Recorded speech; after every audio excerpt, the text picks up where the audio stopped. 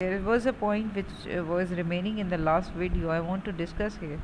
Labour force में हमने देखा कि क्या हम टोटल पॉपुलेशन जो कि काम नहीं कर रही है तो क्या सबको अनएम्प्लॉयड कहा जाएगा? तो ऐसा नहीं है. टोटल पॉपुलेशन में we deducted the working non working people, non working age people. जैसे अगर एक कंप्लीट फैमिली, उसको समझने के लिए एग्जांपल देख लेते हैं कि एक फैमिली हो और इसको आप पूरे पाकिस्तान की या किसी भी कंट्री की पॉपुलेशन समझ लें, तो इसमें आप देखें कि जो बुज़ुर्ग और जो बच्चे हैं क्या ये इंक्लूड होंगे वर्किंग एज में? तो नहीं. पहले तो इनको एक्सक्लूड किया जाएगा. लेट सपोज अगर ये 15 पीपल है, आई हैवंट काउंटेड दैम, लेकिन सपोज करते हैं ये 15 है. 15 में से अगर बुज़ुर्ग और बच्चों को निकाल दिया जाए जो वर्किंग एज है, जो तो बचेंगे तकरीबन ये 10 लोग या 8 लोग. सपोज़ करते हैं 8 लोग वर्किंग एज में.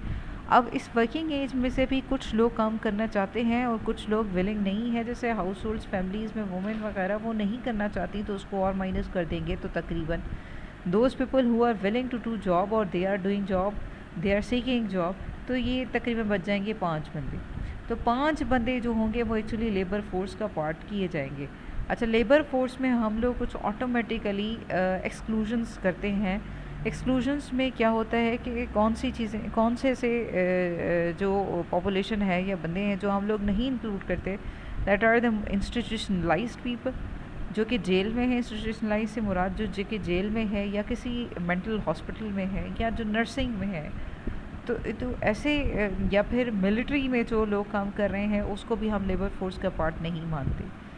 वो क्यों नहीं मानते मिलिट्री में? हालांकि काउंट करें लेबर फोर्स में तो हमारा एम्प्लॉयमेंट रेट काफ़ी इम्प्रूव, अनएम्प्लॉयमेंट रेट जो है वो डाउन हो जाएगा और एम्प्लॉयमेंट रेट ऊपर चला जाएगा, क्योंकि हम बाय डिफ़ॉल्ट उनको एम्प्लॉयड कंसीडर करेंगे. Because army is itself a type of organization which gives you services to save your country, to for the defense, boundary defence और बॉर्डर डिफेंस की या डिफरेंट और भी उसकी जॉब्स डिस्क्रिप्शंस हैं, ये पर्पसेस हैं. तो इसको मिलिट्री को क्यों नहीं डाला जाता? इस हिस्ट्री में 1994 में BLS USA के जो ब्यूरो ऑफ लेबर स्टेटिस्टिक्स है, उन्होंने 1994 में they try to add up the military force into the labour force. They wanted to कि जी अच्छा एम्प्लॉयमेंट रेट हमारा बढ़ा हुआ नज़र आएगा. लेकिन इसके रीज़न्स क्या हुए कि इसको निकाला गया मिलिट्री फोर्स को?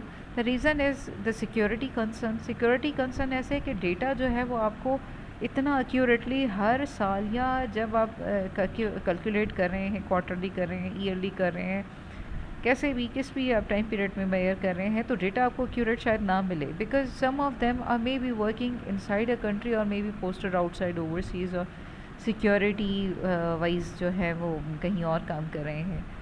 तो या फिर इसका एक और रीज़न ये हो सकता है, may be you may count them currently in a normal situation that they are employed, but when there is a war situation में they may not be here और they may not be can not be involve in any productive activity जो कि इस मुल्क की GDP के लिए contribute कर सके. क्योंकि GDP के लिए बिजनेसेस जो आउटपुट प्रोड्यूस करते हैं वही हमारा GDP का पार्ट बनते हैं.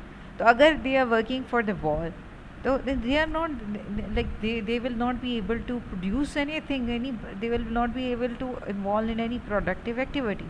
That's why we don't count them in a labor force, in our labor force. Not only the military people, the people are in jail, mental hospital, बल्कि retired, handicapped, तो उनको भी हम लोग इसमें काउंट नहीं करते.